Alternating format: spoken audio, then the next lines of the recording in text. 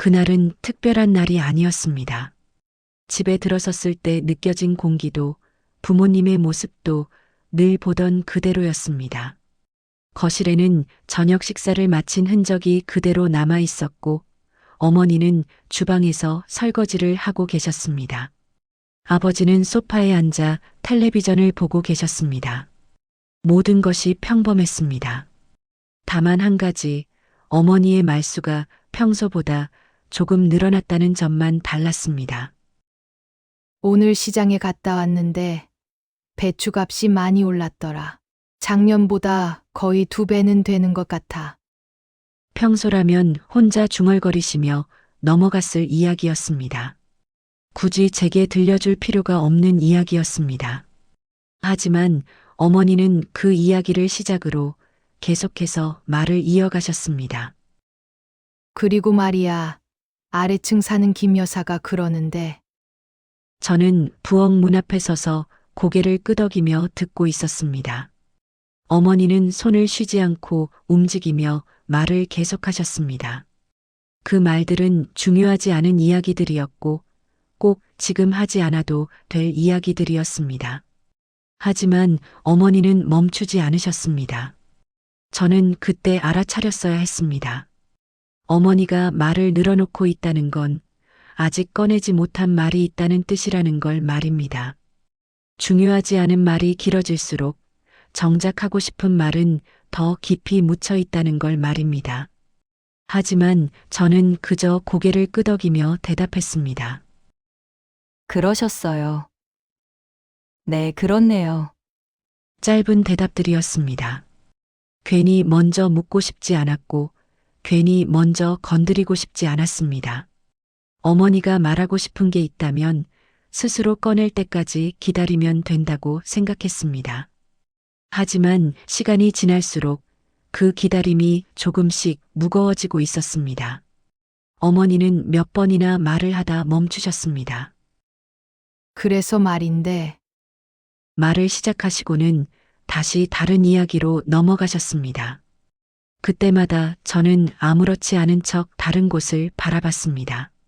냉장고 위에 붙어 있는 메모지를, 창문 너머로 보이는 저녁 하늘을 말입니다. 그 사이 공기가 조금씩 무거워지고 있다는 걸 느끼면서도 애써 모른 척 했습니다. 그 질문이 저에게 올 거라고는 그때까지도 생각하지 못했습니다. 어머니는 한참을 망설이시다가 마침내 제 이름을 불렀습니다.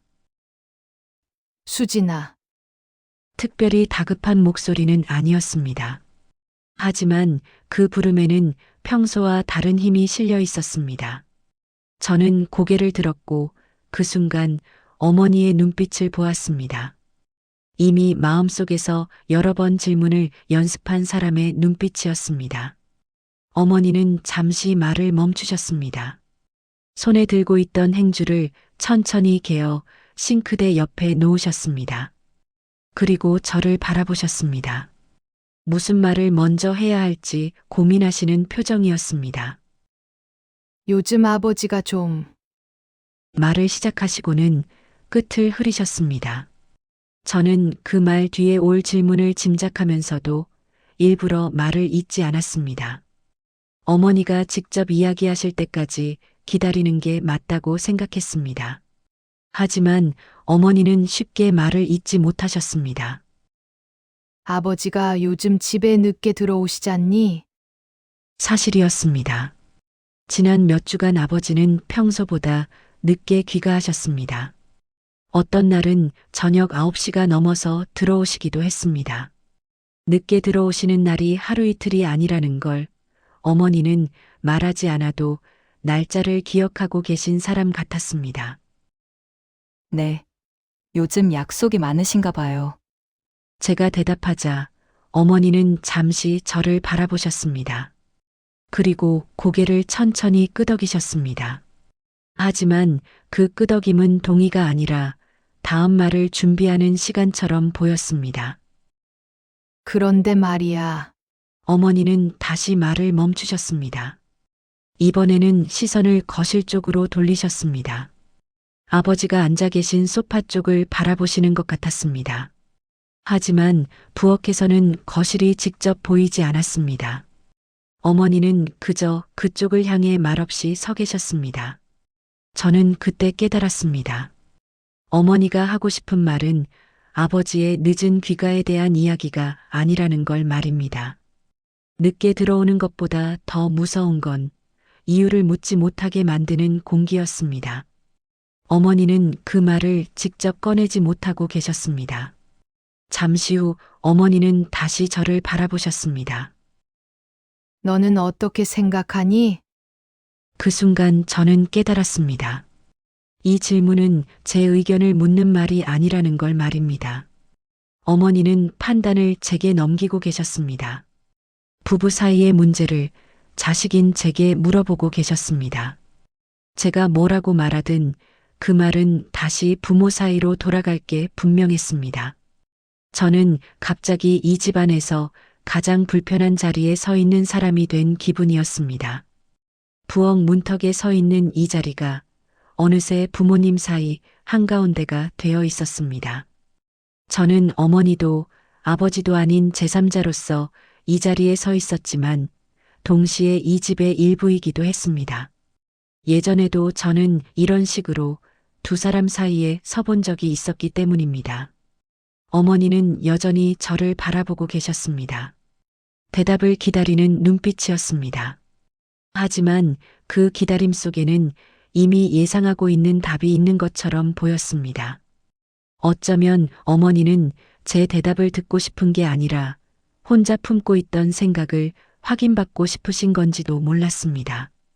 그런데 저는 무슨 대답을 해야 할까요? 저는 쉽게 대답할 수 없었습니다. 어느 편을 들고 싶지도 않았고 그렇다고 모른 척하고 싶지도 않았습니다. 무슨 말을 해도 그 말이 다시 어머니에게 상처로 돌아갈 것 같았기 때문입니다.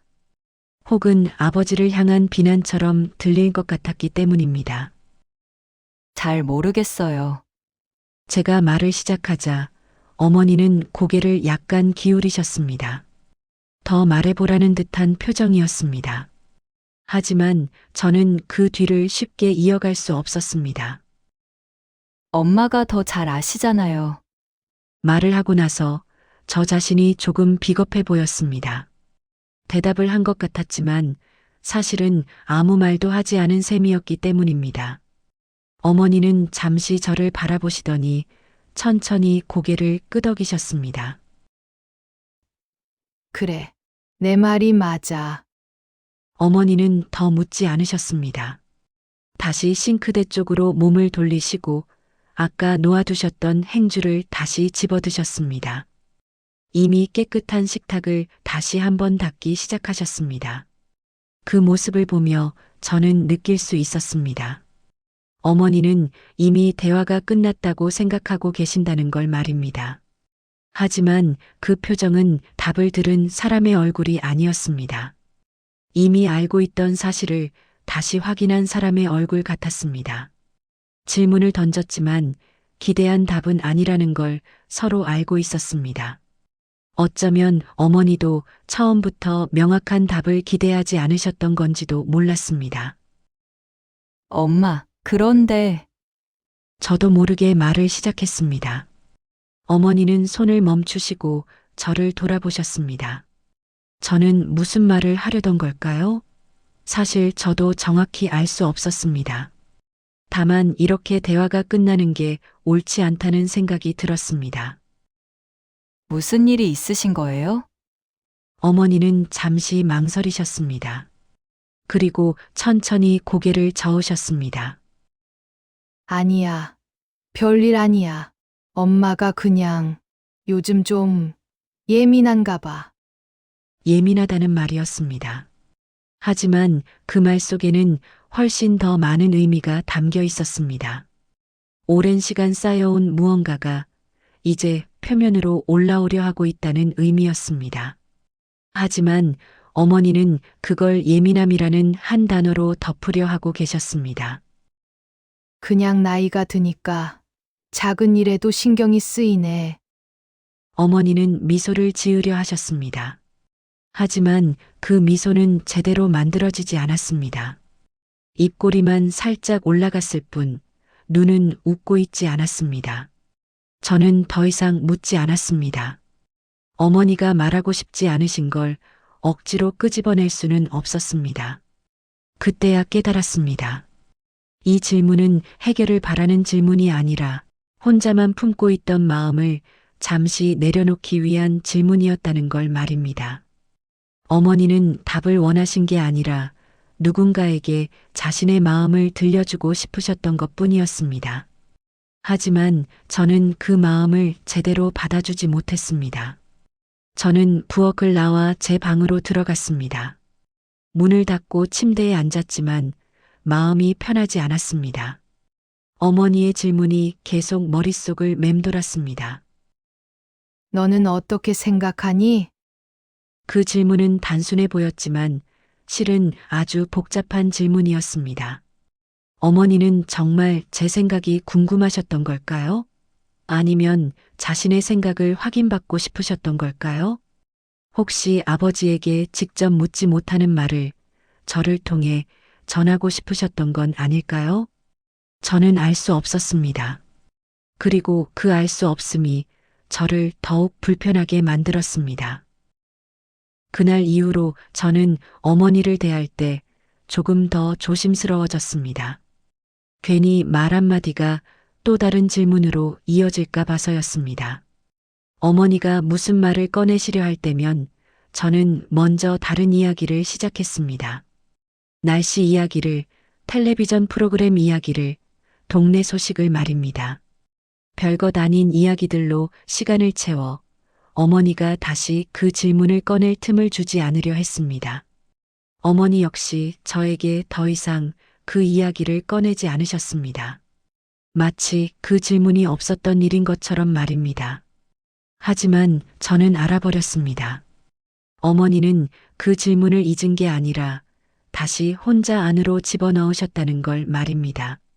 한번 밖으로 꺼냈던 마음을 다시 깊숙이 묻으셨다는 걸 말입니다. 그 질문 이후 집안의 공기는 조금씩 방향을 바꾸기 시작했습니다. 그런데 이상한 일이 생겼습니다. 아버지와의 대화도 달라지기 시작한 것입니다. 특별히 불편한 말이 오간 적은 없었습니다. 아버지는 여전히 평소처럼 말씀하셨고 저도 평소처럼 대답했습니다. 하지만 저는 아버지를 바라볼 때마다 어머니의 질문이 떠올랐습니다. 너는 어떻게 생각하니? 그 질문이 저를 한가운데로 불러들였다는 사실이 마음을 무겁게 했습니다. 아버지와 대화를 나누면서도 저는 계속 어머니의 시선을 의식하게 되었습니다. 지금 제가 아버지에게 하는 말이 어머니에게는 어떻게 들릴까 하는 생각이 들었습니다. 어느 날 저녁 아버지가 물으셨습니다. 요즘 무슨 일 있니? 표정이 좋지 않은 것 같은데. 저는 고개를 저었습니다. 아니에요. 괜찮아요. 아버지는 잠시 저를 바라보시다가 더 이상 묻지 않으셨습니다. 하지만 그 순간 저는 느꼈습니다. 아버지도 무언가를 눈치채고 계신다는 걸 말입니다. 집안의 공기가 조금씩 달라지고 있다는 걸 아버지도 알고 계신다는 걸 말입니다. 저는 이 집에서 자식이 아니라 중간에 서 있는 사람처럼 느껴졌습니다. 부모의 침묵을 지켜보는 사람에서 그 침묵에 참여한 사람이 된 기분이었습니다. 어머니의 질문은 저를 관찰자에서 당사자로 만들어버렸습니다. 이제 저는 단순히 부모님의 관계를 지켜보는 자식이 아니라 그 관계 속에 직접 들어와 있는 사람이 되어버렸습니다. 며칠 후 저는 어머니와 함께 저녁 식사를 준비하고 있었습니다. 아버지는 아직 퇴근하지 않으신 시간이었습니다. 어머니는 말없이 채소를 다듬고 계셨고 저는 그 옆에서 설거지를 하고 있었습니다. 수진아, 어머니가 불쑥 제 이름을 부르셨습니다. 저는 순간 긴장했습니다. 혹시 또 그 질문을 하시려는 건 아닐까 하는 생각이 들었습니다. 하지만 어머니는 전혀 다른 말을 하셨습니다. 이번 주말에 내 외할머니 댁에 다녀올까 하는데 너도 같이 갈래? 저는 안도의 한숨을 쉬었습니다. 평범한 질문이었습니다. 하지만 동시에 이상한 느낌도 들었습니다. 어머니는 왜 갑자기 외할머니 댁 이야기를 꺼내신 걸까요? 평소에는 혼자 다녀오시곤 했는데 말입니다. 아빠는 안 가세요? 제가 묻자 어머니는 잠시 말을 멈추셨습니다. 아버지는 바쁘실 것 같아서. 그 대답 속에는 무언가 더 많은 의미가 담겨 있었습니다. 하지만 저는 더 이상 묻지 않았습니다. 어머니가 스스로 말씀하시지 않는 한 제가 먼저 파고들 수는 없었습니다. 질문은 끝났지만 그 질문이 만들어낸 거리는 쉽게 사라지지 않았습니다. 오히려 시간이 지날수록 그 거리는 조금씩 더 선명해지고 있었습니다. 주말이 되었고 저는 어머니와 함께 외할머니 댁을 다녀왔습니다. 아버지는 집에 남으셨습니다. 할 일이 있다. 는 말씀과 함께 저와 어머니를 배웅해 주셨습니다. 어머니는 아무 말 없이 고개를 끄덕이셨고 저는 그 모습을 지켜봤습니다. 부부 사이에 오가는 짧은 대화였지만 그 안에는 말로 표현되지 않은 무언가가 있었습니다. 외할머니는 우리를 반갑게 맞아주셨습니다. 어머니는 외할머니와 이런저런 이야기를 나누셨고 저는 옆에 앉아 그 대화를 듣고 있었습니다. 대부분은 동네 소식이나 친척들 이야기였습니다. 평범한 대화였습니다. 하지만 중간에 외할머니가 물으셨습니다. 사위는 요즘 어떻게 지내니? 어머니는 잠시 멈칫하셨습니다. 그리고 대답하셨습니다. 잘 지내요. 바쁘게 지내시는 것 같아요. 짧은 대답이었습니다. 외할머니는 더 이상 묻지 않으셨습니다. 하지만 저는 그 순간의 침묵이 무엇을 의미하는지 알 수 있었습니다. 외할머니도 무언가를 눈치채고 계신 것 같았습니다. 집으로 돌아오는 길, 어머니는 창밖을 바라보시며 말씀하셨습니다. 내 외할아버지도 젊으셨을 때는 늦게 들어오시는 날이 많았어. 갑작스러운 이야기였습니다. 저는 어머니를 바라봤지만 어머니는 여전히 창밖을 보고 계셨습니다. 외할머니가 많이 속상해 하셨지. 그래도 꾹 참고 기다리셨어. 어머니의 목소리는 담담했습니다. 과거의 이야기를 하는 것 같았지만 동시에 현재의 이야기를 하는 것 같기도 했습니다. 엄마도 그렇게 하실 거예요? 저도 모르게 물었습니다. 어머니는 천천히 고개를 돌려 저를 바라보셨습니다. 그리고 작게 웃으셨습니다. 글쎄, 나도 잘 모르겠구나. 그날 저녁 집에 도착했을 때 아버지는 거실에 앉아 계셨습니다. 텔레비전을 보고 계셨지만 소리는 작게 줄여져 있었습니다. 우리가 들어오자 아버지는 고개를 들어 우리를 보셨습니다. 다녀왔어요? 네, 다녀왔어요. 짧은 인사가 오갔습니다. 어머니는 곧장 부엌으로 들어가셨고 아버지는 다시 텔레비전을 보셨습니다. 저는 그 사이에 서서 두 분을 번갈아 바라봤습니다. 어머니는 다시 예전처럼 혼자 움직이셨고 아버지는 아무 일 없다는 듯 하루를 보내셨습니다. 겉으로 보면 모든 것이 원래대로 돌아온 것 같았습니다. 질문도 대답도 그날의 대화도 없었던 일처럼 흘러갔습니다. 하지만 확신에 가까운 감각이 들었습니다. 이 집의 침묵은 이제 예전과 같지 않다는 걸 말입니다. 한번 저를 거쳐간 침묵은 다시 돌아와도 같은 무게로 느껴지지 않았습니다. 저는 다시 한 발 물러나 있었지만 완전히 밖에 있는 사람은 아니었습니다. 어머니는 여전히 저녁을 준비하셨고 아버지는 여전히 소파에 앉아 계셨습니다. 하지만 그 익숙한 풍경 속에서 무언가가 조금씩 달라지고 있었습니다. 어머니가 식탁을 차리는 속도가 조금 느려졌고 아버지가 신문을 읽는 시간이 조금 길어졌습니다. 그날 이후로 이 집에서는 다시 많은 말을 나누지 않았습니다. 대신 행동이 조금씩 바뀌기 시작했습니다. 어머니는 예전보다 더 일찍 자리에 드셨고 아버지는 예전보다 더 늦게 들어오셨습니다. 말 대신 반복되는 습관들, 굳이 설명하지 않는 선택들이 이 집의 일상을 채워갔습니다. 어느 날 밤 저는 잠들기 전에 거실을 지나가다가 멈춰 섰습니다. 부엌에서 작은 소리가 들렸기 때문입니다. 어머니가 혼자 앉아 차를 드시고 계셨습니다. 불을 켜지 않은 채 어둠 속에서 조용히 앉아 계셨습니다. 저는 그 모습을 보며 알 수 있었습니다. 어머니의 질문은 끝나지 않았다는 걸 말입니다. 다만 더 이상 말로 꺼내지 않을 뿐이라는 걸 말입니다.